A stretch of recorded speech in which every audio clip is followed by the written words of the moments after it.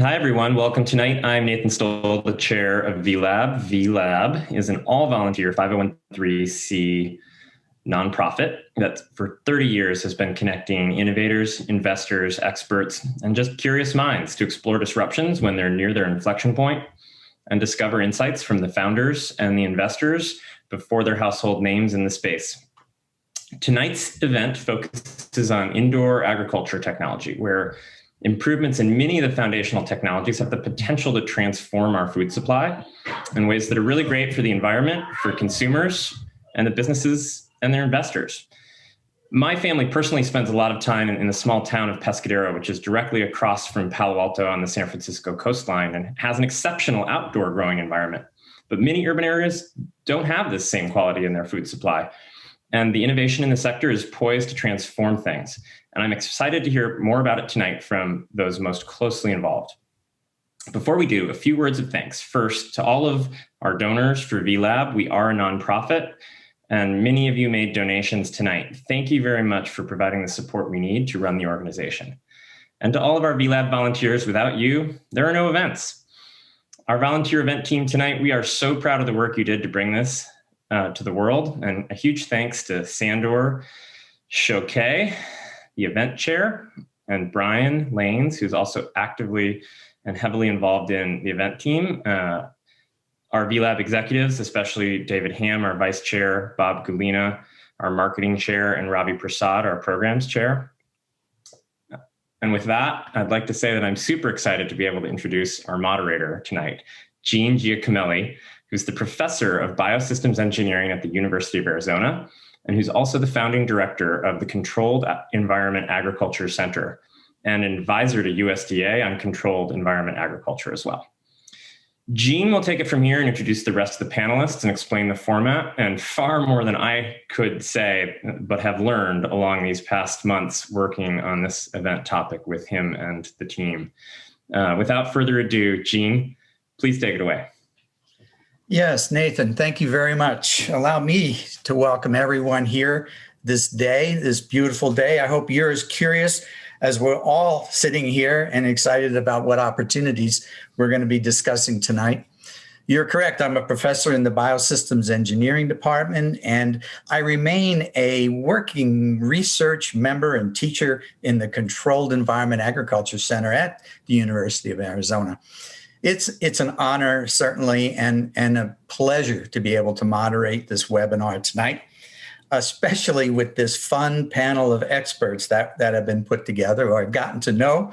It's good opportunity. And they are primed, as I am, for discussion and for some friendly banter about this important topic.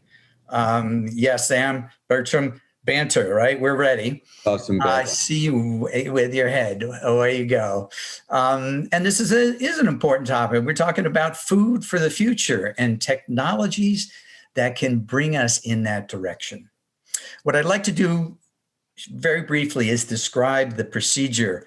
I will be making some opening remarks, introduce Sam Bertram, our featured speaker, and then we will have questions going around from the panel, followed by, after a short period of time, followed by Q&A from the audience. It's the responsibility of all you curious people out there to put your questions in the Q&A, and I will be receiving them from behind the scenes, curated a little bit, maybe put together and shortened a bit. But I'll do my best to try to get your point across here today. The people on the panel, let me introduce them just by name, and then we'll go around, and you should take a couple of minutes or so to introduce yourself. Sam Bertram from OnePointOne, the CEO. Sam Schatz from AeroFarms. Driscoll's Berries is Marta Baptista. And finally, Michael Rose from Better Food Ventures. So Sam, would you take a minute to introduce yourself? Sure. It's a brief story. The way I usually describe my path to vertical farming is like a 9-year-old's birthday party and a piñata. But nonetheless, here I am. And I came to the United States to play tennis and ended up going through an engineering degree in mechanical and then a master's in robotics. And then tried to figure out how we could make the most difference to humanity in the shortest period of time. And the answer was growing plants better. So here we are, and that is me, sir. Thank you, Sam Bertram. Okay, AeroFarms, Sam Schatz. Hi, you can call me the other Sam for the purposes of this panel. After this one, yes. So I am managing director. I lead farm development for AeroFarms. I joined the company as the first employee after the founders back in 2013 when things were just getting started. My background is really more in clean tech, and I kind of found my way into AgTech through clean technology and met the founders when I was actually doing a fellowship overseas and helped start the company. So it's a pleasure to be here. Thanks for inviting us. Thank you. Marta, Baptista. Good evening. Thank you, Gene, for the really kind invitation. I think my story starts with and goes through a very robust love and passion for plants. And in that sense, I rather they do what I want other than, they doing what they want. So that's how the story about controlling plant performance a little bit better coming from a sort of conventional producer starts. And I think that path has still a long way to go. And it's probably just starting. So it's really exciting. And that's why I'm here. Excellent. Excellent. Appreciate that. Michael Rose, are you? I just want to first say thank you. I know everybody on this panel from their work in the industry, and I've always been impressed with it. So it's great to be on the same stage with them. At Better Food Ventures, we invest in entrepreneurs leveraging technology to improve our food system. We look for capital efficient opportunities right at the nexus point of financial return and positive impact. We've long been active in the indoor ag space. Chris Taylor and myself create an annual or regular landscape of the indoor ag tech ecosystem, where we segment out and compartmentalize all the players, whether they be the various suppliers, the component players, the system players, or the innovative growers, such as the two on their stage today. So. Okay. And you can find those if you want them on our website, the Better Food Ventures and the Mixing Bowl. Okay, thank you, Michael. So you were primed before we got here today, I guess. Okay, you should see my introductory slide with the title Controlled Environments for Agricultural Production. Yes, and sir. Hopefully I can change. Here we go. I wanted to start off with a little bit of definitions. And, what are we talking about here? You hear all these terms: CEA, indoor farming, vertical farms, urban agriculture, very generic term. Greenhouses, a very specific type of crop production system.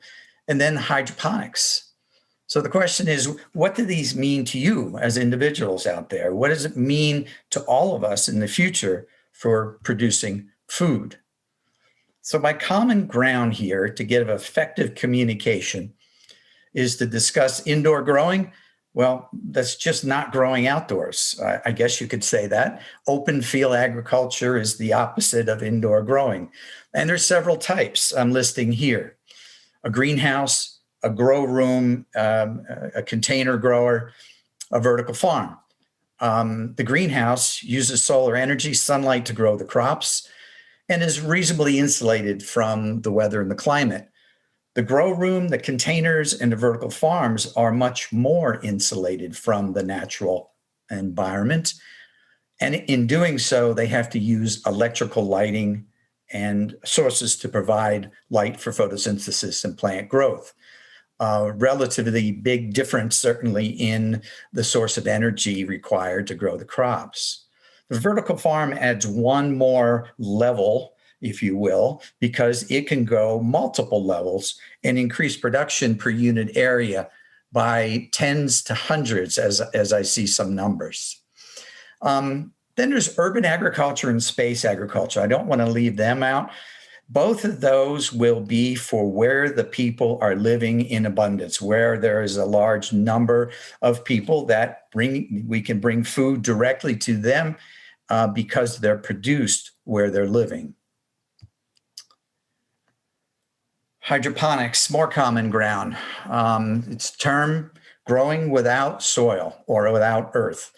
It provides water and nutrients to the roots by some nutrient delivery system.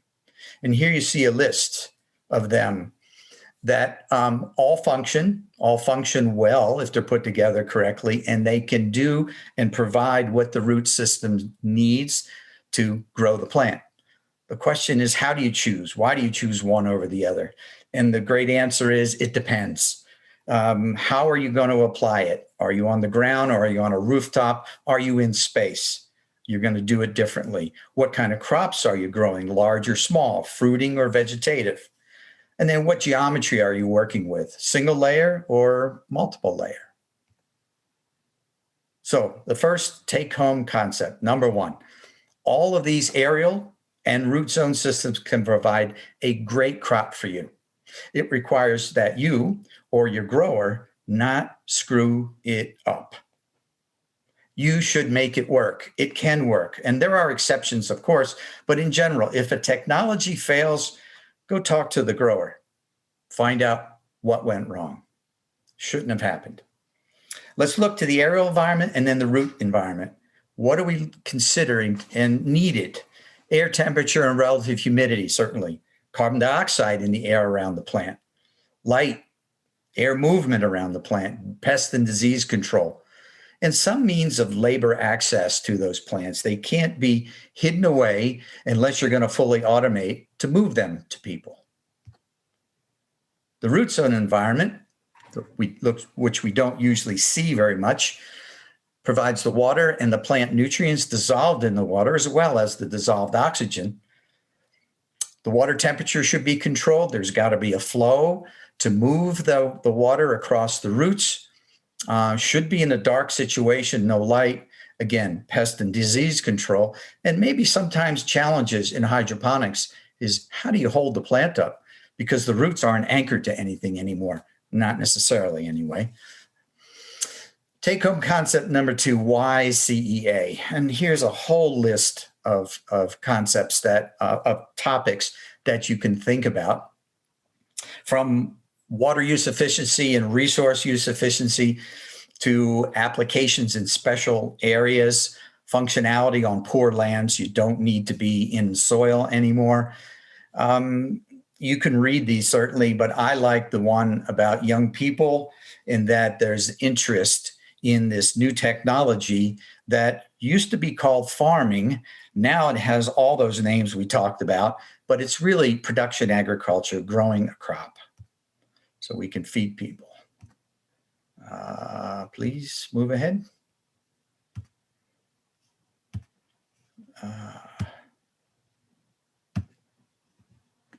Sorry, my won't advance.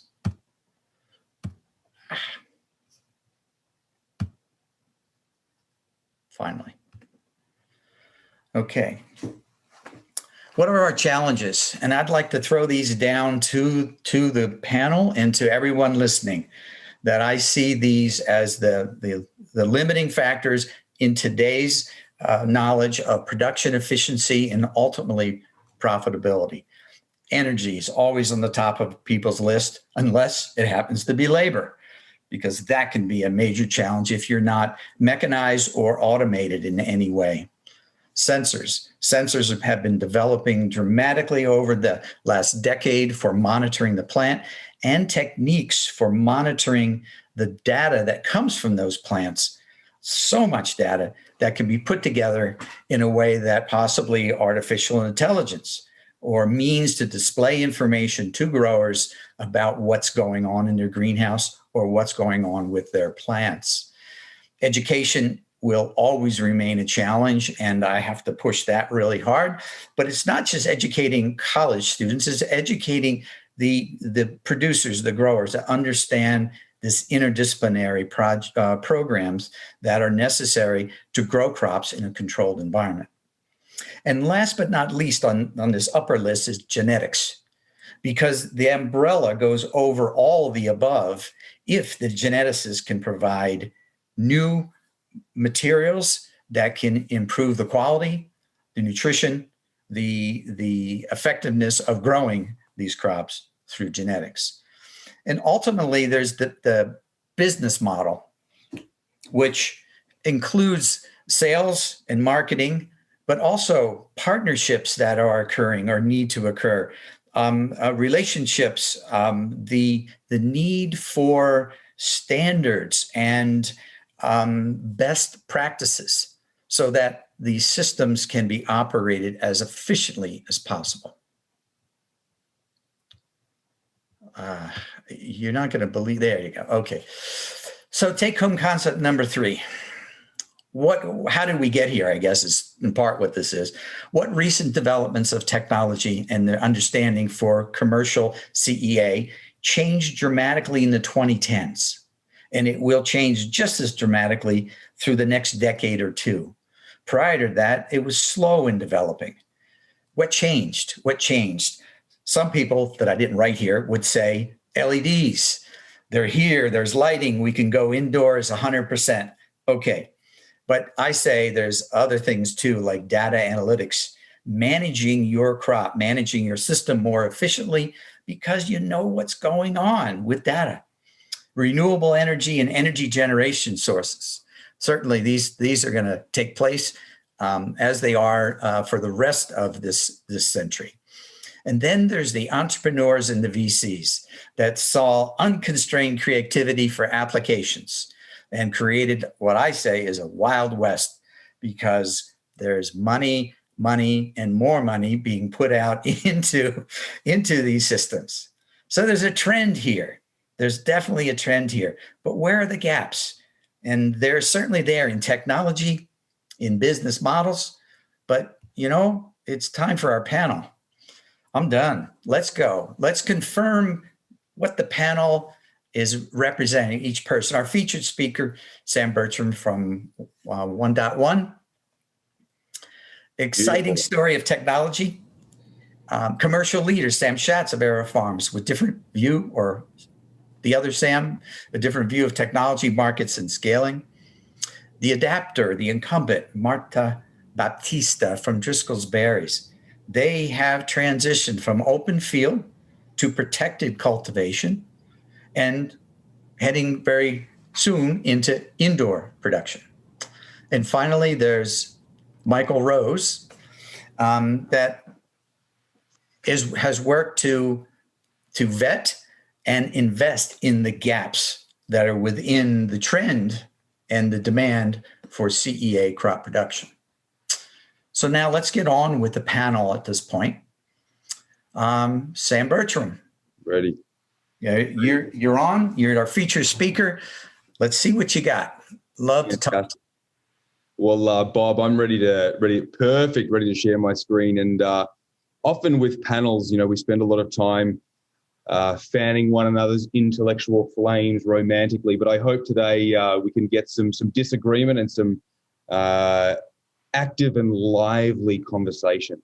And I don't do this for the sake of it. I do this because I believe what I say. So hopefully in the next 10 minutes, I say some things that are interesting and somewhat new, and we can spend the rest of the time trying to get back down to first principles and truth. So thank you very much for your time and everyone who put this on. First thing that's really important is, why do we exist? So as I said before, we, my brother and myself, the founders of the business, in fact, all of our 87 employees at OnePointOne, want to make the biggest difference in the world in the shortest period of time. And if you try and understand what the leading causes of suffering are around the world, the best place to look is death. What causes the most death around the world? Well, as you can see in the center of the screen, heart disease, stroke, pulmonary disease, just a list of communicables and non-communicables. But what are the underlying risk factor determinants? Number one is poor nutrition, and number two is access to medicine. So what if there was a way to solve both of those problems at once? Yes, it's going to take some time. I'm not here to say it's going to take 20 minutes. But what if you could solve both problems in one? Isn't that a really interesting proposition? Plants are the solution to both. We know this. We've known this for a while. Plants are the basis of human health. As we said, the number one risk factor determinant for mortality around the world is poor nutrition. Diet-related disease costs the United States $1.7 trillion a year, according to the Milken Institute. That's more than double the United States defense budget. Why are we not talking about this? We're all talking about how we're going to pay for it. Why are we not talking about this?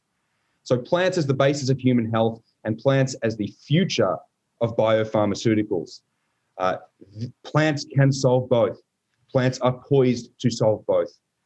And so what we need to do is to figure out how to grow plants. It is my opinion, hopefully contentious point number one, that traditional agriculture can no longer support the weight of humanity on its own. It just can't. That's why the second largest exporter of food per value around the world are the Dutch. And they do it inside the Dutch. So if we look at agriculture and understand the fact that about 75% of topsoil is gone and we're destroying it at 10 times to 100 times the rate at which it naturally replenishes, which is 2.5 centimeters every 500 years. And then we understand the fact that just trying to keep this stuff in balance, we're spraying 1 billion pounds of pesticides in US soil annually. Good grief. That's quite a few USS Gerald Fords in pesticides. Okay, so is this sustainable? No, it's not sustainable. So we need to find a new way to grow plants, and that's precisely what we have done. Indoor vertical farming is one of the many ways that you can grow plants indoors. It's one of the many ways that you can grow plants in general. What does this offer? It offers the best quality of plant you can find, eventually superior accessibility, eventually greater biodiversity into the open market, and of course a far decreased environmental impact through the process of cultivating plants. And this is a new plant paradigm. And what is it capable of doing? It's capable of giving human beings superior quality and access to fruits and vegetables around the world, increasingly over time. Yes, there are only 300 hectares of indoor farm, vertical farm product in the United States right now, but there used to only be one car in New York and one cell phone in Wall Street and one washing machine in the White House. This is how it goes, and we're not shy about it. Number two, it is going to provide superior quality and access to medicines and vaccines around the world. I don't know if many of you know this, but the current way that we grow many of our biologics around the world are in CHO reactors, Chinese hamster ovary reactors. Try and compute that one. Finally, we plan to take the data, as Jean was speaking to before, the massive amount of data and the techniques that we learn from our indoor farm and map that onto the vertical farm. We are not maniacal and we do not wish to get rid of the traditional farm whatsoever. We hope to help. We want to make the food system better, not worse, and we don't want to hog it. But, down the bottom, those bloody unit economics, those pesky unit economics. And this is the whole reason we got into this in the first place, was to solve this problem.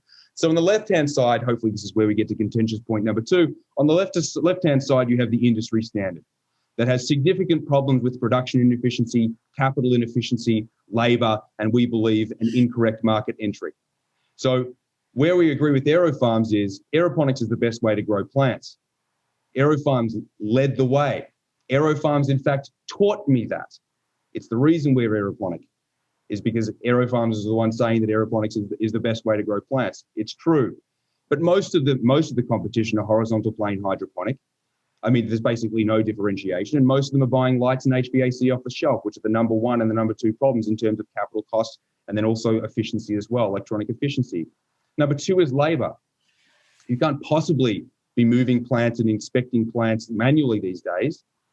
That can't be the way we do this. That's not a scalable way to go. Labor is the number one problem.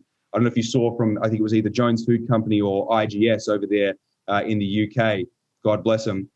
They were talking about the fact that they have a significantly automated facility and still electricity is about 8% of their OPEX and labor is about 40%, right?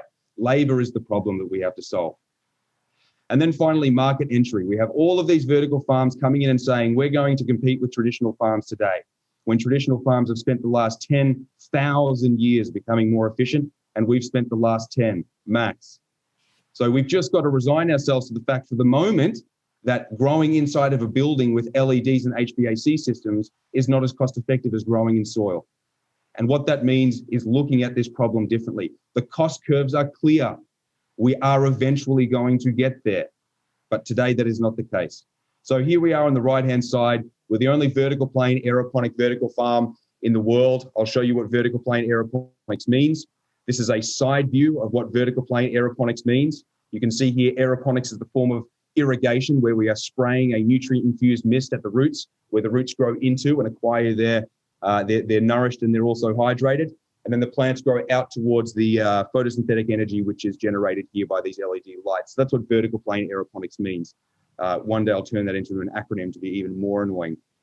Next is labor, a beautiful confidential sign behind that box. But automated plant movement, automated plant inspection, automated light movement, automated system cleaning, automated root inspection. All of these things should be automated if we are to reach those economics. And what if you could automate them all with the same system, with the same fleet of robots? That's what we have developed. And then finally, as I mentioned before, market entry. You start in the premium market and then you flow down into the mass market. And without going into too much more detail here, this is the long-term differentiation that we're talking about. So this is a grid. To the left of the vertical arrow is hydroponics. To the right of the vertical arrow is aeroponics. To the top of the horizontal arrow is vertical plane. Below the horizontal arrow is horizontal plane. The top right-hand quadrant is the most productive quadrant, and that will persist regardless of the technologies that others develop in terms of automation and lighting and all these kinds of things. At the end of the day, with all things similar, vertical plane aeroponics, especially over horizontal plane hydroponics, which is where the vast majority of the competition is, there is a significant productivity bump. In terms of business model, which is another great point made by Gene and is absolutely correct, the economics have to work in order to be able to get to the business model we're talking about. The economics work with greenhouses, and that's why you can see the Dutch from space at night. So in the same way, vertical farming is the next incarnation of cultivation. And we are going to sell, license, and remotely operate these technologies in each of these verticals and beyond. To circle it all back up, I know I went over 8 minutes and I'm so sorry. Our vision as an organization, again, with our 87 employees who understand this very, very well, and we understand that it ain't going to bloody happen overnight, but we don't care.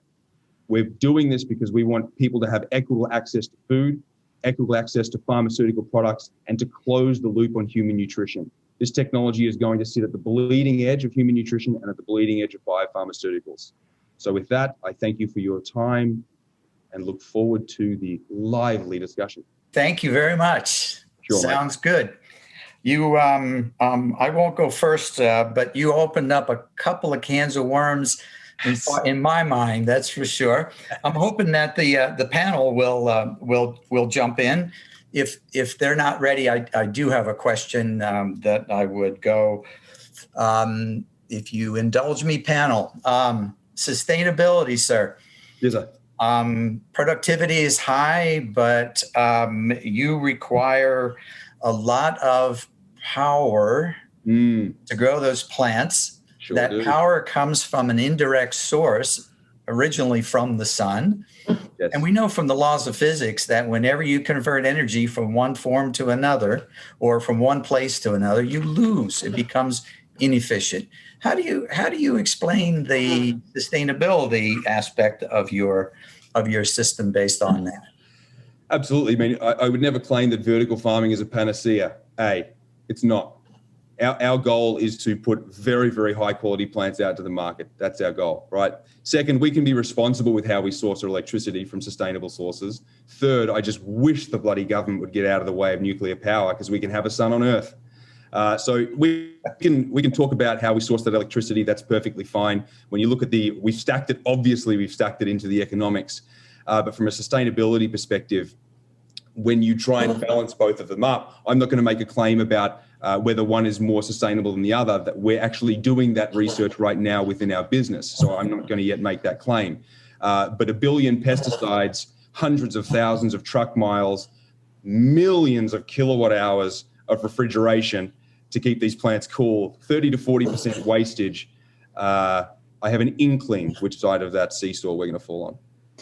Well, I hope. So if you guys are doing the analysis, I think the water usage is also really important because aeroponics or hydroponics, vertical farms use a fraction of the water versus field farming. It obviously depends on the crops. All crops use different amounts of water.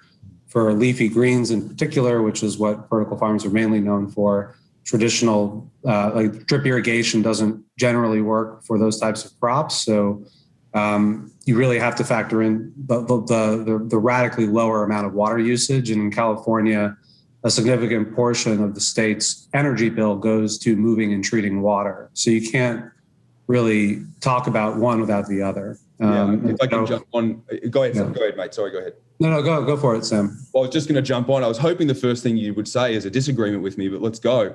1/4 of California's electricity budget is attributed to moving water.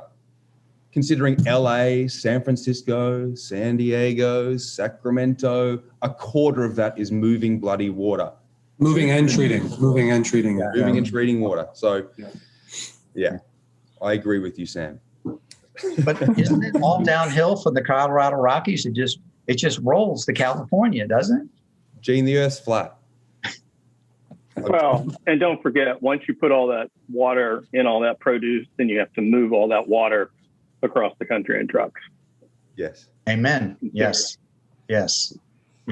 Sam, other Sam, water use and aeroponics. I had a question about that. You seem to neglect a greenhouse. Greenhouses also can recycle all the water for their hydroponic systems. They don't need electric lighting. Sometimes they do, but most times they don't.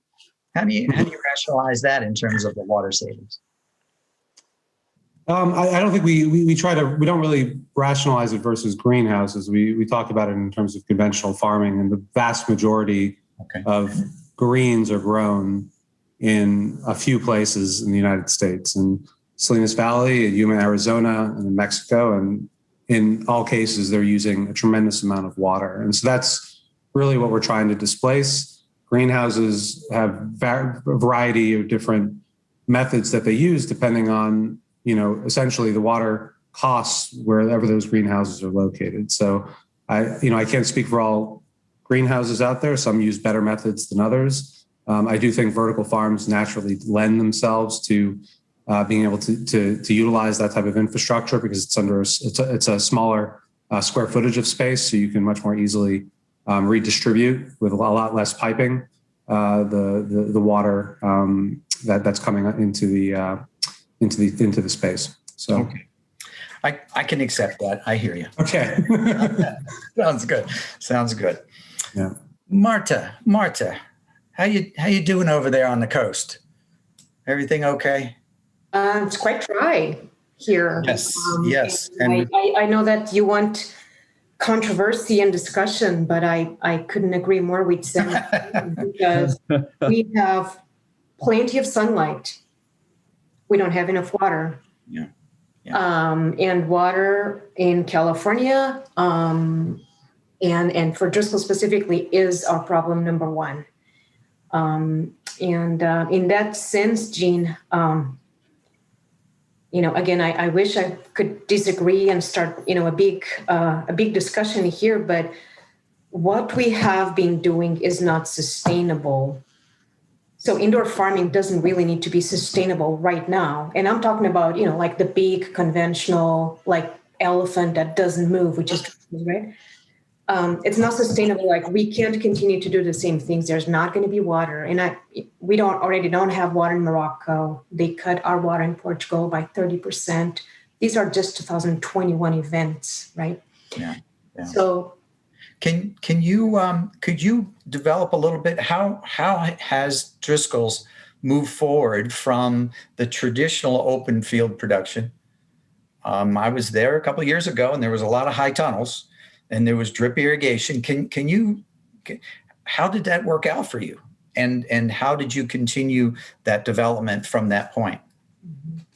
Well, most of the production is still in soil in the United States for us and for the berry industry, I would argue in general. The same is not true, though, for our production regions in other countries. In some places, we have 100% of production being soilless. Obviously, everything is drip irrigation. In some places, we have to do recirculation of water and reuse of water. There's just not enough water. And so those experiences and those needs will just continue to push conventional agriculture and what we do in California further. And my deep conviction is that indoor farming will continue to generate amazing technology that will push other components of agriculture in more sustainable and creative solutions. Because we've seen that, I farm better in the soil after I learn how to farm in substrate, right? I do a better job. Yes. So I think we will see more of those synergies pushing the industry further. Did I answer, Gene? Is that? Well, yeah.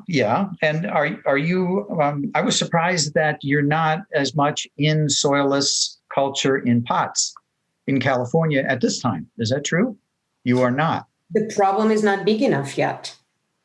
The problem is not big enough yet. Yes. I read in the paper today that Tulare, the southern... Everything is out of need, right? Okay. The Dutch grow in greenhouses because they don't have heat.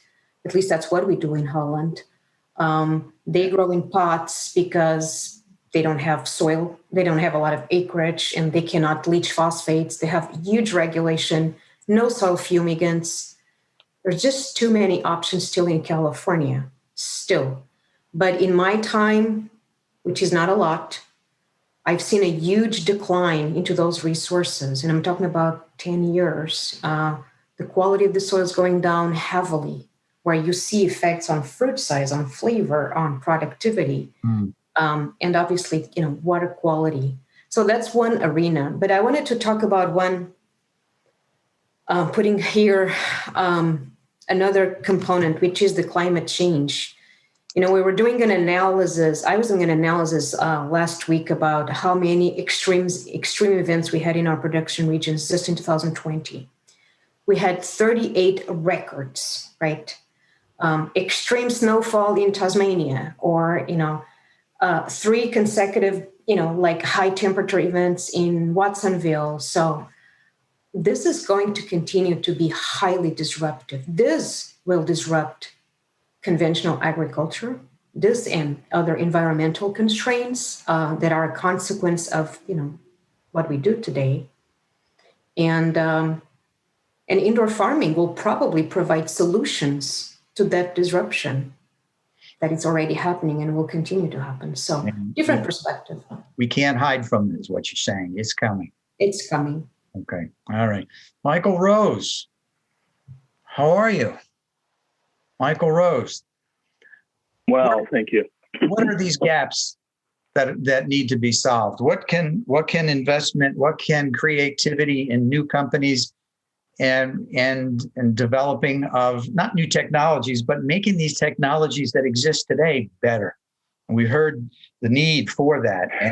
And as long as we can hold on right now, we expect the development to occur. Example, the LED lights becoming much more efficient and providing a better light over just the past 10 years. So where should the money go, and what should be developed? Well, I think it also depends, because you've got large grower operators like the two on the panel who have developed a lot of their own technologies, rolled their own.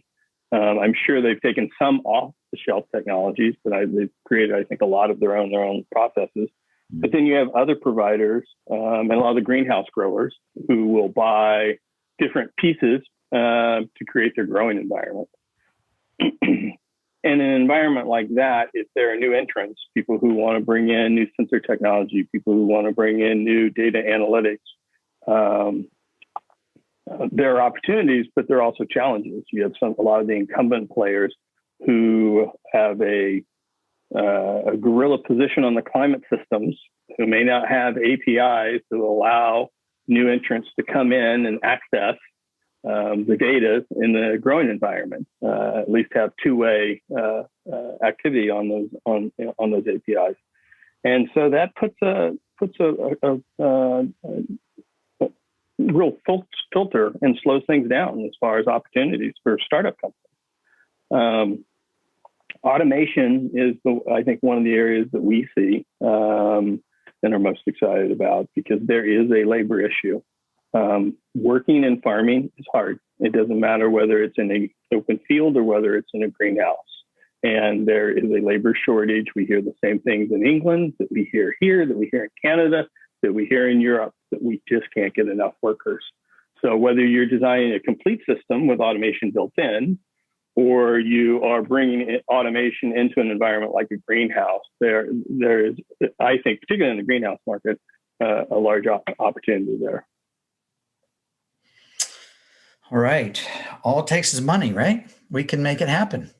Well, I was going to say that's the other thing I'm sure you all saw the fundraising that happened in the last couple of days, where one of the players in the space raised quite a bit of money. And if you look at the money that's been raised for the large players in the space, you kind of wonder how this market's going to develop.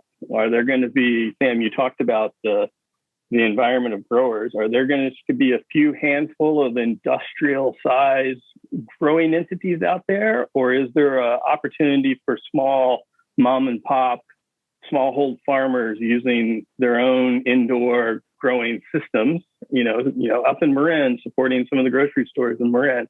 Or, what's the market going to look like moving forward in another 10 years, with indoor being a major piece of it? That was to one of the Sams or Sam B? I forget. Oh, it's the Sams. Sam S. SS.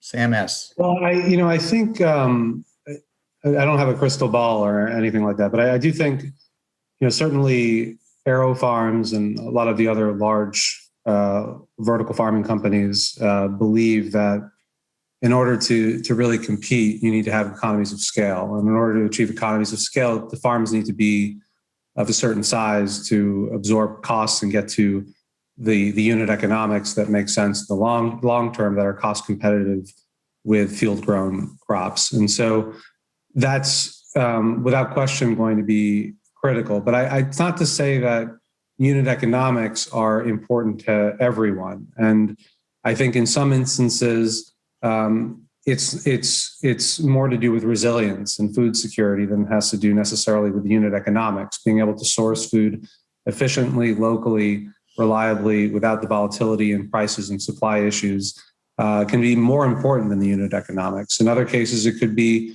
education. It could be volunteer-driven, smaller vertical farms that are used to support and empower communities.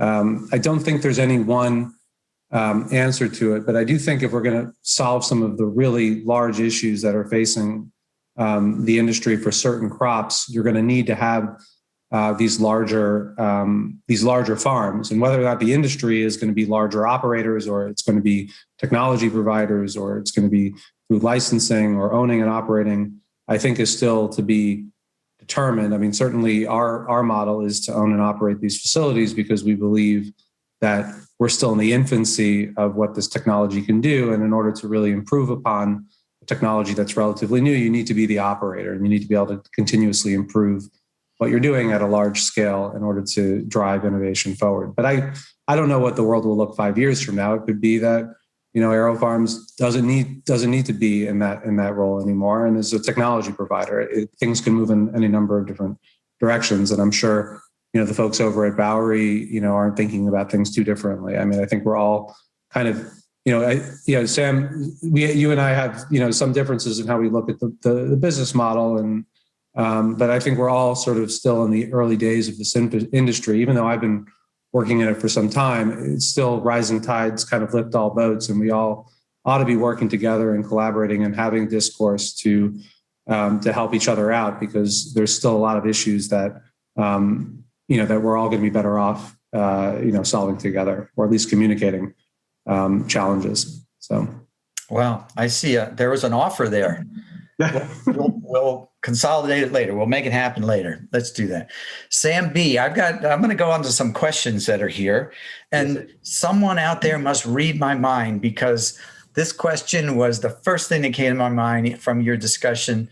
Sambi, about your favoritism to aeroponics and how that is the best system for growing. It's in the upper right-hand corner, and therefore it is the best. So that's the first part. And the second part is, particularly from this question, is why is this better? Why will this be better than traditional cell culture for the production of biopharmaceuticals? Oh, that's a left then a right, one after the other. Well, first of all, I must say, it's very frustrating how reasonable everyone is. I mean, everyone is just being so reasonable. Don't you hate that? Hats off to everyone for their reasonability. So, I mean, aeroponics. I can do vertical plane and aeroponics at the same time, if you like. So aeroponics. There you will, yes. It's all about gaseous exchange. And the proof is in the root. So when you look at the roots inside of our system, they are absolutely tiny. I once got grilled by a professor from UC Davis saying, aeroponics is less efficient because the root zones are just so massive that all the resources are going to the root zone. It's the inverse. It's the inverse. We discovered that it is the inverse. The smaller the root zone, the larger the leaf size. The roots don't need resources because they're getting all of the oxygen they need. If it's in hydroponics, they're asphyxiated. They can't breathe. If they're in soil, they're asphyxiated. They can't breathe. In aeroponics, when you play with those things, you can get the optimal amount of each of those things to the root. Now, of course, at the same time, that's a double-edged sword. If you don't get water to those roots don't like you for very long before they die. So it is a double-edged sword, no doubt. But if we can figure out a way to manage human waste on the space station, we can figure out a way to keep roots wet. So that's number one. And then on the vertical plane, go ahead. If I could summarize, though, basically you control the frequency of your spraying on the roots and then minimize the roots to get the largest plant you can. And you've figured out a way to do that, is what it sounds like. Figured out and not done. We're not done with it. I will say, so people will say, well, what about hydroponics? Well, hydroponics has a fundamental limit to how much dissolved oxygen you can have inside of that solution. Second, they'd say, well, what about NFT? NFT is basically aeroponics. No, it's not. The roots are inside of the water. Those roots are constantly dying, and the plant is constantly attributing more resources to grow new roots so that they die as well. Again, I'm just trying to stoke some fires here. Yeah, you're just being nasty. Basically, it's the oxygen. You're saying it's the oxygen and the ability to transfer the energy to the head of to the plant that you want to sell, and not the roots. And you can the aerial zone, from a horizontal plane perspective, we would call it the aerial zone. But when you go vertical, it's something different. And then on the vertical plane, it's similar. It's gaseous exchange. On a horizontal plane, you constantly have to deal with CO2 depletions, O2 accumulations, humidity densities, all these kinds of things. And moving that kind of stuff with a computer fan is tough to do effectively. Now, some have done it well, but the problem is you have to start increasing the light to plant distance and the distance between the next layer so you can move that air effectively. So that's part of the difficulty of a horizontal plane that you can largely solve with natural convection and artificial convection on a vertical plane. On the biologics front, again, I'm trying to stoke fires. I love everyone on this call, but I really want it to be a real banger today. All right, biologics, certainly no expert here. Okay, let me just make that clear. I am not a biopharmacist. So far as I understand, the difficulty of producing monoclonal antibodies, virus-like particles, and other kinds of molecules, small, medium, large, inside of a bioreactor filled with mammalian cells at specific temperatures costs hundreds of millions of dollars, if not billions of dollars, to produce one product that takes an incredibly long time to build, that is inflexible, and the capex and the opex are massive. So using a plant, it is much faster to produce the product inside of the plant. It is much cheaper to produce the product inside of the plant, which the pharmaceutical industry doesn't care about, by the way. The facilities are flexible. You can produce multiple different products inside of these facilities, and plant pathogens do not hurt human beings with, obviously, human pathogens, so it's a lot safer. It's just all around a better way to produce. And if you're trying to figure out a way to produce monoclonal antibodies for less than $100 a gram so you can get 38-cent treatments to people in sub-Saharan Africa, it's a much better way to do it inside of plants than it is to do in Chinese hamster ovaries cells. Wow. Okay. All right. So we took care of China now too. That's good. You're hitting all the big ones. Okay, for the panel, some just a couple of things. People are impressed with the technology, and they want it to succeed. So okay, they're being critical, but they want this to succeed. But they're asking, I get tired of lettuce, green salads, and berries. When are we going to get to the grains and tubers and protein sources from mushrooms, for example? This is a question. It's not just to you, Sam B. This is everybody. I can jump in real quick, really quick. Go. When cars came about, they didn't replace trains. So vertical farms, if you want to talk 30 or 50 years, I'll have a lot of fun. If you want to talk 10 years, if you're trying to compete on a product that is $700 per ton, see you later. Vertical farms are not going to be producing those products for a very, very long time, unless there are some insane things that happen in the genetic modification space or the hybridization space. That's my personal opinion. This technology, when we're talking about feeding the world, this technology will have a difficult time doing that with those calorically dense products that make up about 60% of calories around the world. I think it's a mistake that human beings consume 60% of their calories from fine crops. I think that's a bad thing, but I don't think that we're going to compete on price for a very, very long time with those products. I think one factor, Sam, and I don't disagree with that, but I do think you can't hold the cost of the inputs for conventional farming constant, right? So, sure. Cost of land, the cost of water, the cost of fertilizer, the cost of gasoline, those are all big drivers for conventional ag. And, we need to do more with less resources, and we're entering into increasingly volatile days, as Marta mentioned, with some of these record-setting days that aren't really record settings. It's this new normal, right? So, if you continue to have this type of price volatility, and you continue to have issues with, from a price standpoint, the prices of a lot of these things that we take for granted might go up to the point where, controlled environment agriculture might become, and unfortunately, a cost competitive solution for these, and that would be a terrible scenario. But just given what we're seeing today, it's not out of the realm of possibility in the next 10 to 15 years, and within that time frame. So, but agreed with Sam. I mean, vertical farms are costly. Certainly in comparison to field farms or greenhouses. The CapEx is quite high, but it's also the infancy of the industry, and we're still saving dollars per unit off of our cost structure versus pennies or nickels. So there's a lot of innovation to come. Yep. But on the plus side, what's your harvest? How close to 100% do you harvest of every crop you plant, every plant you plant, compared to in the field where they could lose half their harvest with a bad, nice rain? Yeah, no, I mean, there's, we look at a couple of different KPIs in our growing facilities, but we're targeting, over 85%, facility utilization, so that we're hitting very close to, we try to hit, well above that number, but, we're able to kind of hit those numbers because we're essentially like a plant factory where we're able to look at every single, for us, horizontal, trays and make sure that we're getting the most out of, these assets. And we really can't afford to lose 50% of our crop because the unit economics are based off of sold product, not off of, harvested or, seeded product. Right. So that's hugely important to us. Okay.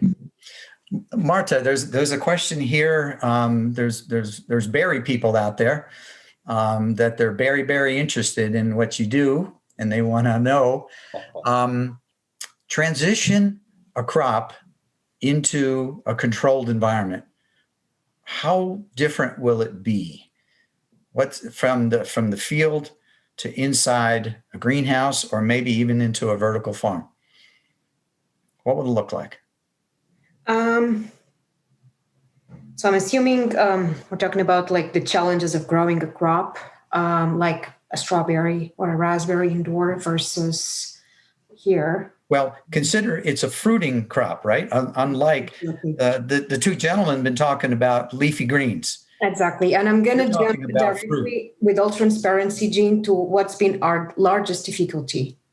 It has been to actually adapt systems that were developed for leafy greens indoor to berries. That's been harder than bringing the berries inside. And I know that some of my colleagues in the panel have gone through the same pains. I disagree with Sam about aeroponics, so there's a little bit of a disagreement, Sam. I know you were looking for that. Strawberries, you don't achieve the best results with the largest plant at all. And the balance between leaf and root. So the sugar allocation is very, very different. And so in our experience, and I have a lot to learn, I confess, we have been more successful with hydroponics than aeroponics because exactly of this balance of leaf root and the differential environments you need to create in the root and in the canopy for the strawberry to put the sugar in the right place versus the wrong place. So these are some of the challenges that the industry itself will continue to face. And I know that folks who are trying with tomatoes and other stuff and cucumbers are, we're all learning all of these difficulties of adaptation from systems that were developed for leafy greens, really. And that's okay. It's challenging. That's been harder than, like I said, bring the berry inside. If it was easy, it would have been done already. I mean, that's a given. That's what I tell the students. So work hard.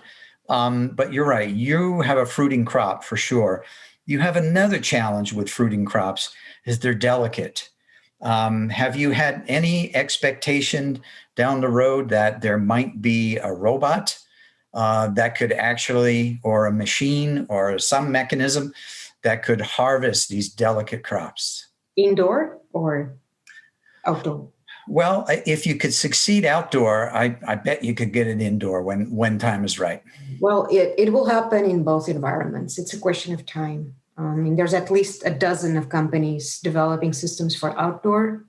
Okay. And indoor, everything will be automated. I'm pretty sure about that. It's much easier to do that indoor with strawberries than outdoor for crops with protracted harvests. You have to harvest that plant many times, right? So that's a difficulty versus cut the leaf. And in that sense, indoor farmings are much more gentle and suitable for robotization. I don't think that will be a problem. I believe that people like Michael will continue to put money into the systems. I hope, and it will happen because there's gains, right? Yeah. I agree 100% in that to make the robotics and the mechanization work, that you need to have an organized growing system and production system so that it's easy for the device, whatever it is, to find that fruit. But plants are just not so organized. They randomly shoot out those flowers. And as you know, that's a challenge. I am waiting for robotic harvesters. I've been waiting my whole career. I guess I'll have to wait a little bit longer. Michael, there was a question thrown to you by Marta, but you may want to add to that. But there's a specific question to you about how are investors thinking about valuation for indoor ag companies? You said some big fundraising rounds have recently occurred. What's the dynamics here? What's the driving force behind these big money flows coming to agriculture? Well, so let me start with so we don't invest in operating entities. We would invest in an almond farm.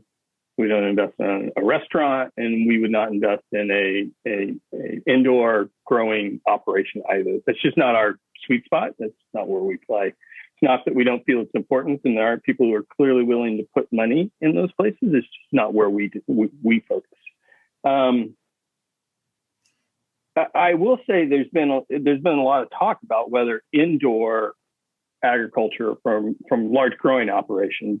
Bowery was just the other day, so let's talk about that. Whether those should be venture investments or not, right? I mean, think about the typicals. Talk to me like I'm a 6-year-old. Typical venture model, right? Every one of these investments is going to have to give me a 10x plus or more greater potential return to make up for the ones that aren't going to make it because it's a high risk environment. And they appear to be rather capital intensive. If you look at, and I'll pick on them just because they're easy. It's not that I think they're bad operators. This is just the data that's out there. I'm doing simple math. Plenty raised $400 million and they have their second farm. So that's $200 million a pop. Bowery raised, what they raised, 150 million previously before this, 167 million, and they just are operating their third. They developed a lot, so the math's not that simple. You can't say it's 50 million to 100 million, 200 million to open a unit. I get that, but that's a lot of capital to build a new industry. I've heard some people say that maybe we should look at this more like a hard asset business. Like a cable system, and that you look at cash flow and EBITDA. Now, granted, growing produce is not like that, but one of the promises is that, as Sam was saying, is you want to get as automated and consistent output as possible. And if you have predictive revenues, then you can service those debt loads. And maybe that's a way that this industry should be funded. I hear people talking about, building them into our energy systems, and co-locations. I just don't know that venture, definitely not for the smaller players like us, but that's a lot of money sloshing around there. Yeah. So to answer the initial question, I don't know how I would evaluate or value an investment opportunity like Bowery that just came along. I mean, yes, you can go through all of the regular steps, but that's a big one. The Sams, any response on how you wish this would happen or how it could in the future? Money on trees. Well, I think the valuations are really based on the expectation that these technologies will be ubiquitous and that they will be asset based and they will be able to go out and get low-cost financing to help fund the rollout of these farms, whether they be in the United States or elsewhere. And I think, if you take into account the fact that, these companies, AeroFarms included, have been investing heavily into technology. They haven't necessarily been investing into, building, large vertical farms themselves, but into the underlying technology, the automation, the lighting, the sort of the key technology enablers that allow these large vertical farms to be successful, not just for leafy greens, but for many other crops. As these technologies become more widely available, as they prove out their economics at scale, they'll be able to get, low cost financing, and that will then in turn result in, a much higher return on equity for investors. And I think what you're seeing in the valuations is, that these companies have to a large degree demonstrated that the economics work, that there's an expectation, a reasonable expectation that the debt will be made available to these projects as they grow, new facilities, and the valuations are a function of that. So I think, it's sort of where renewables, solar and wind was maybe 20, 25 years ago. We're sort of at that inflection point for controlled environment agriculture where, I expect there's going to be much more investment. And I agree with Michael, it shouldn't necessarily be venture capital because VC money is meant for, other purposes. Obviously, it depends on the crop that's being grown and what the purpose of the entity is. But it is at the sort of the scaling phase, and at least for certain crops. So that's just. I think Anthony unmuted himself before he jumps in there, takes over. Let me play devil's advocate just for a second. And I'm a fan of space and I'm a fan of indoor farming, so I'm just playing devil's advocate on this. But when you have a competitive controlled environment like greenhouses, which are, a viable, proven, profitable, and can be completely highly automated. There are greenhouse growers today who grow leafy greens and a human never touches it. And I'm looking at making these types of investment in the technology for indoor. Is the delta that I'm going to get from sunless and vertical going to be so much greater that I shouldn't have just invested in, operating entities like greenhouses and their next generation of technology? I think it depends on your investment. Sorry, Sam, go ahead. No, please, man. No, I was just going to say, if you're a project-focused investor, I think it's very different than if you're investing in a corporate entity, right? So if you want to invest in a project and you want, demonstrable returns, and you want essentially, an instrument that's, closer to debt than maybe equity, then greenhouse might be your best bet. I think vertical farms are increasingly going to become more relevant, and we're going to have a more attractive return profile. But I think if you're investing into a corporate entity, what you're going to see is an acceleration of innovation in vertical farming that is going to take us to a whole new playing field that we haven't achieved in greenhouses, because greenhouses are essentially, as we've been talking about in the Netherlands, they've been using greenhouses for many years, and they've been supplying Europe for many years with amazing food. But that industry is mature, and there's not a whole lot more savings that can be achieved that we're aware of, at least. But vertical farming is still in its infancy, and there's a ton of innovation out there. The LEDs are just one component, but there's a multitude of others. And Sam and his company are working on some of them, and we are, and everybody's approaching it differently based on their fundamental designs. But greenhouse, it is a problem that we had been wrestling with for years, with respect to greenhouses and vertical farms. Greenhouses, there's this dastardly thing called the sun that generates about 1.4 kilowatts per square meter that is really annoying to deal with when it comes with removing that heat. So my point there is not all crops and not all places are perfect for vertical farms, and the same is true of greenhouses. And we are very, very tall on the cost curves of vertical farms, and there's a long way to go. And I wouldn't say, similar to what Sam was getting at, I wouldn't say that vertical farms need to be so much better than a greenhouse. It needs to be 8 cents per pound better than a greenhouse for debt financiers to prefer these projects over greenhouses. So, as Sam said, it's different from a corporate investment than a debt investment. But when it comes to industries that care deeply about the nuance in quality at the tippy top, vertical farms can win that every day over a greenhouse. So thinking about where this technology is applied in the world as opposed to just the food chain is also something important to think about. Agreed.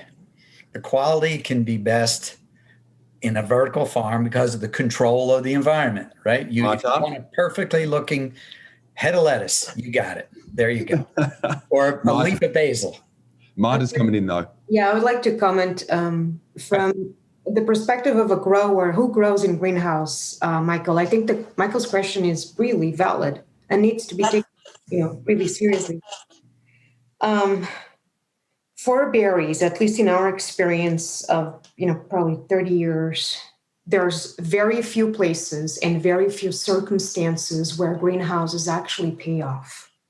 And this may be a little bit shocking, but I'll explain. Can you say that again? That hurts. Loud, Marta, sorry. Yes. There's very few locations and very few market propositions for berries. Okay. Berries, attention please, where greenhouses are actually profitable. Why is that?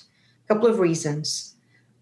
If my outside environment or my tunnel environment, let me use that, my minimum protected horticulture environment is gentle enough, is not too harsh, the greenhouse doesn't give us a sufficient gain to justify the capital investment.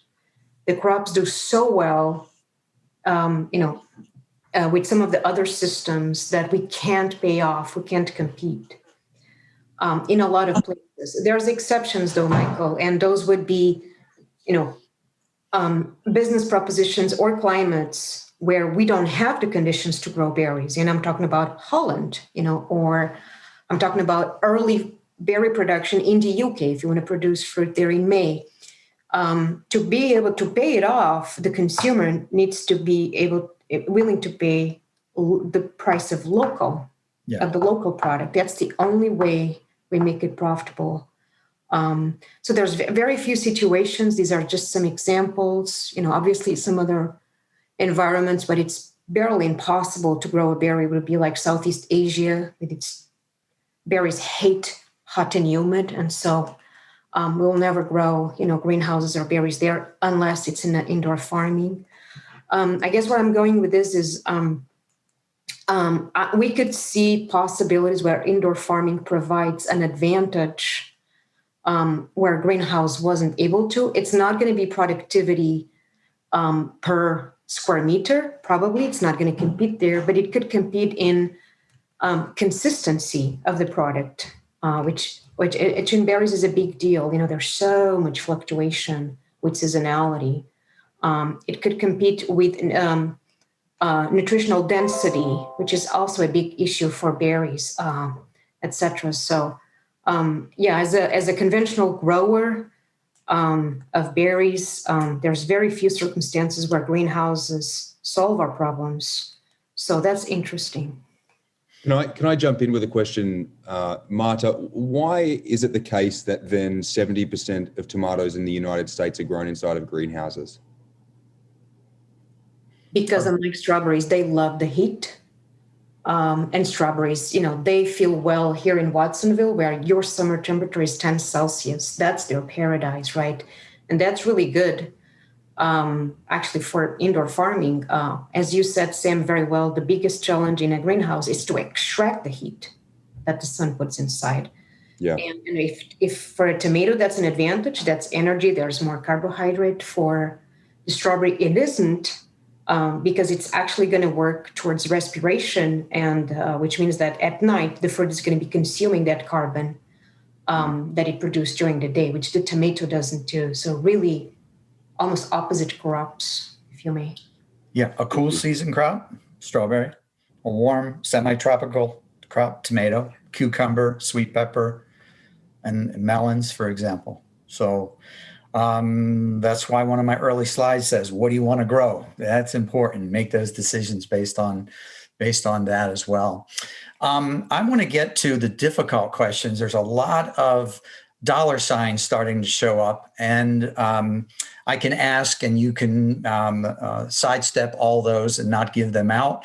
But before I do, Sandor, the B question, the BEE question, I don't know what that means. Can you give me more detail in the notes here? And then I will ask that question, okay? Sandor, please.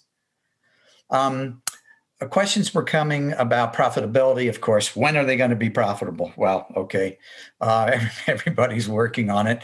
If you knew that answer today, would it solve any of the problems? But productivity per unit area and dollar return per kilogram of product produced, and investment costs. Will anybody speak up to those kind of numbers that generically, if you will? And I guess maybe I'm talking about the Sams here. I am going to, as graciously as Sam is going to sidestep this question, I'm going to do the same. Those are sort of very, very sensitive things for us to be talking about, of course. I will say they're extremely dependent on crop, as you said. There are some products, traditionally, hybridized products as opposed to heirloom, that are just unbelievably productive. So if you're talking about a traditional salad mix or a baby spinach mix, very soon. And so this is part of our argument as an organization is vertical farms can be profitable right away if they sell the product at a price that it warrants. Everything in the United States is artificially low. 40% of farm income in the United States comes from the government. Everything's been crushed for the past 10,000 years in terms of unit economics. So to answer your question broadly, that's why we're starting with a premium product. Within the next 3 to 5 years, do not be surprised if we are undercutting the price on a net profit and still driving a net profit as an organization, as opposed to a gross profit, which is often talked about today. For us, it's about net profit, because as soon as you start to talk about those net profits, selling and licensing this technology starts to make a lot of sense, as it does with greenhouses. Well, that's very good to hear. Thank you. And I realize these are tough questions, but yes, I can provide maybe a different another answer. So we're building a facility right now in Virginia. We started construction on it last month, and it's going to be, about 140,000 square feet. It will produce, it's going to cost us, in the range of around $50 million of equipment and sort of HVAC and TI improvements and working capital to construct. The real estate itself has separate costs associated with that. That's the core and shell construction, that's the land, the site work.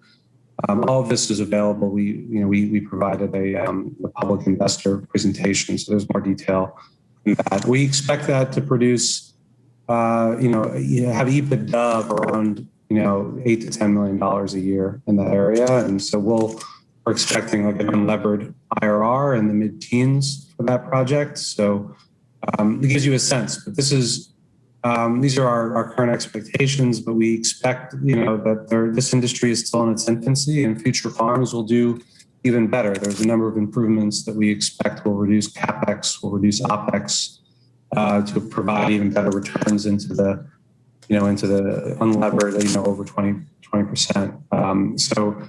I think that, again, this industry is in its infancy, but we have, a facility currently under construction that we expect to be profitable, to generate a strong return for investors.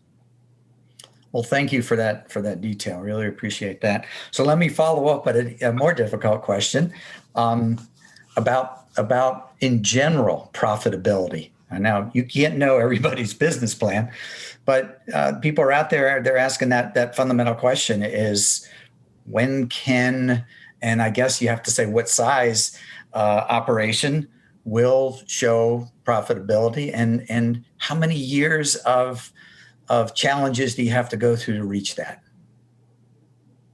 I think if you're talking about profitability at the project level, I think I just answered that question. If you're talking about corporate profitability, I think that really depends on the objectives of the underlying organization. So if the company is trying to achieve, is growing one crop and they're trying to achieve profitability of just one crop, then they'll have its own time frame to achieve that. And if they already have an asset model that works, but if they're trying to invest heavily into creating new technologies, then that profitability might take longer, because they're really spending the time and the effort and resources to create new technologies to continue to innovate. So I think it really depends on the company and what their objectives are and what their mission is as an organization.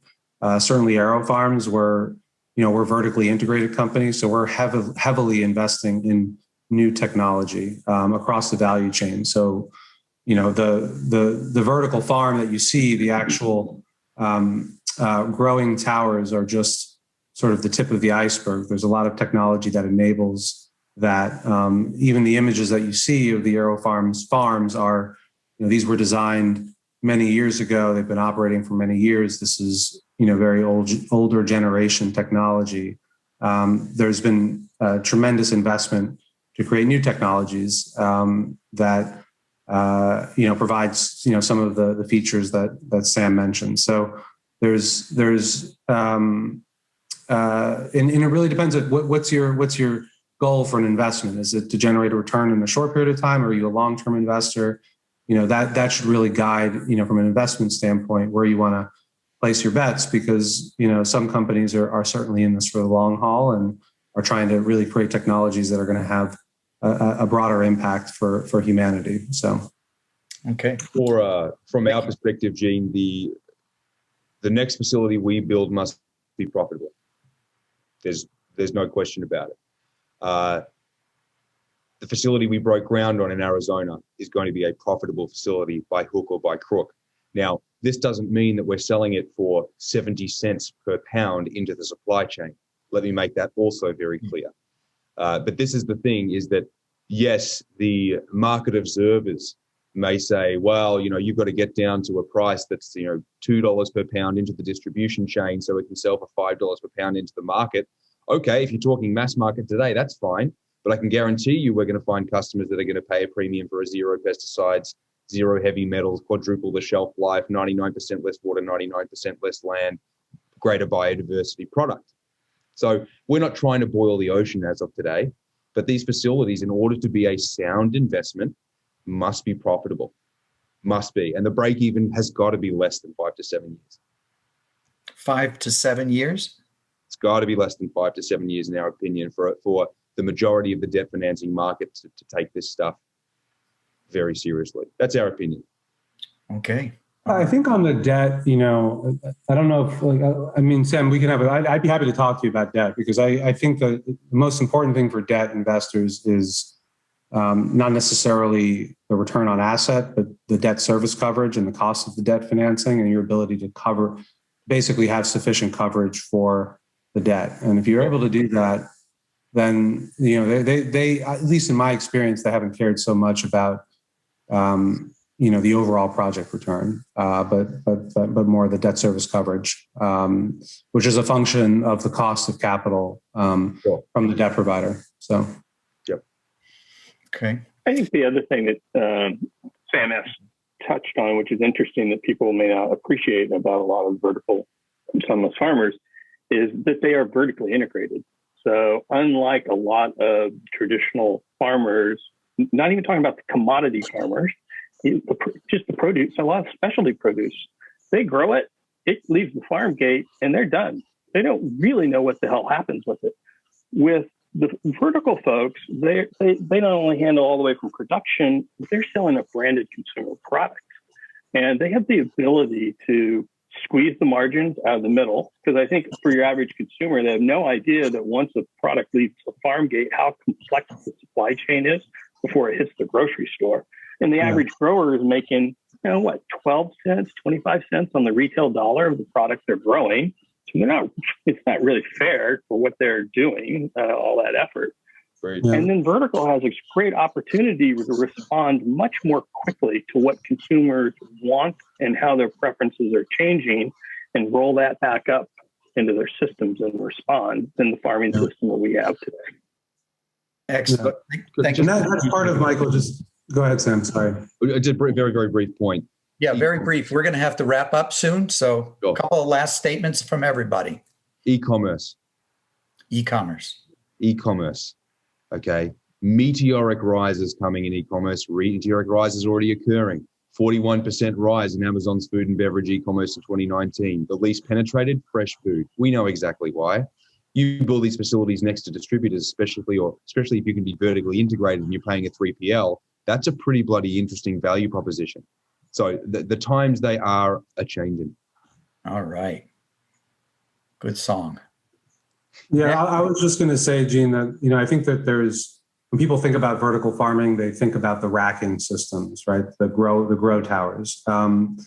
They're beautiful. They're tremendously important to the overall operation, but they are just part of the operation. You have germination, you have seeding, you have growing, you have harvesting, you have packaging.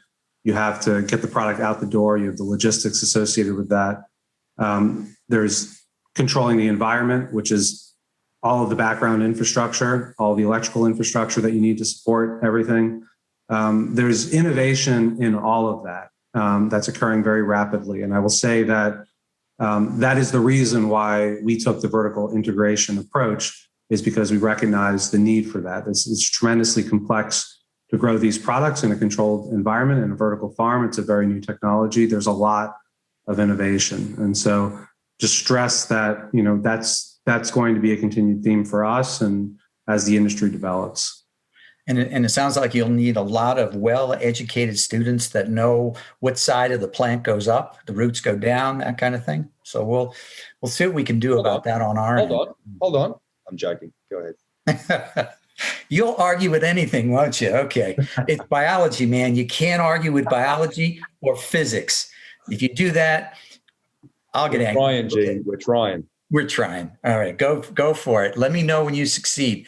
Marta, some ending discussion. And this may be the B question. Do you need pollination or does wind pollinate your berries? Depends on the berry.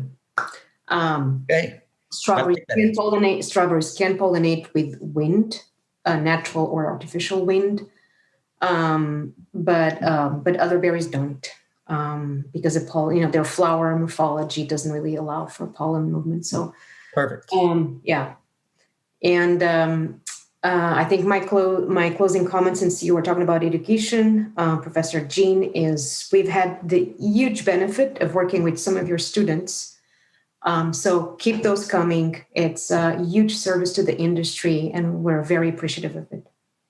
Well, thank you for that. I'll take that compliment for all the faculty who, it wasn't just me, certainly. There's a number of others. I appreciate that.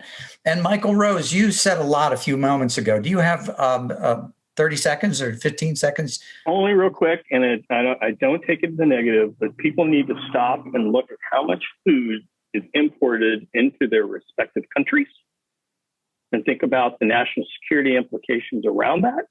And then think about the national security issues around water and how vertical farming has, because of its mobility and low use of water, has an important role to play in that globally.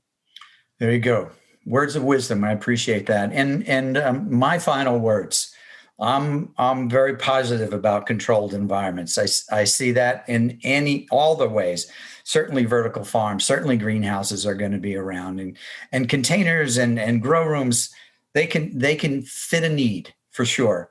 So we need to keep, as you said, Sam S., the boat rises because of all of our efforts. And let's keep doing that. And I will say that I should have said in the beginning that this is being recorded, and it will be available on the slides, at least the presentations will be available for you to see. Thank you everyone for being a good sport while I was trying to strike those balls. I appreciate it, guys. Yeah. Love all of you. I thank you for your time and efforts. And, maybe we do this again sometime, but not when Sam S. is on vacation. That's just okay. This is Ready great. to wrap up. How do we Great. get rooms, Jean? Breakout room. Yeah, exactly. Thank you, Jean, and thank you to the entire panelists, Sam and Marta and Michael. Really appreciate it. This was just a fantastic discussion. And I'd like to just give you a huge thank you from all of us here, all the volunteers, as well as all the participants on the panel. And we are going to do breakout rooms. I'll get to those details in a second.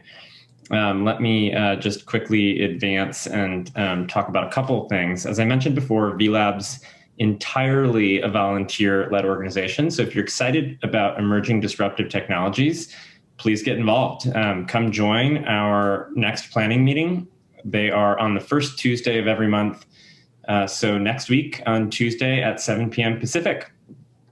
And then a big thank you. And Bob, I can't advance the slides, so if you could take care of that for me, thanks. A big thank you to our supporters and sponsors. We are entirely donation-based right now, and that may change in the future when we go back to having hybrid physical events, but we rely on your donations. Thank you for those who already have donated, and please consider donating at vlab.org/donate.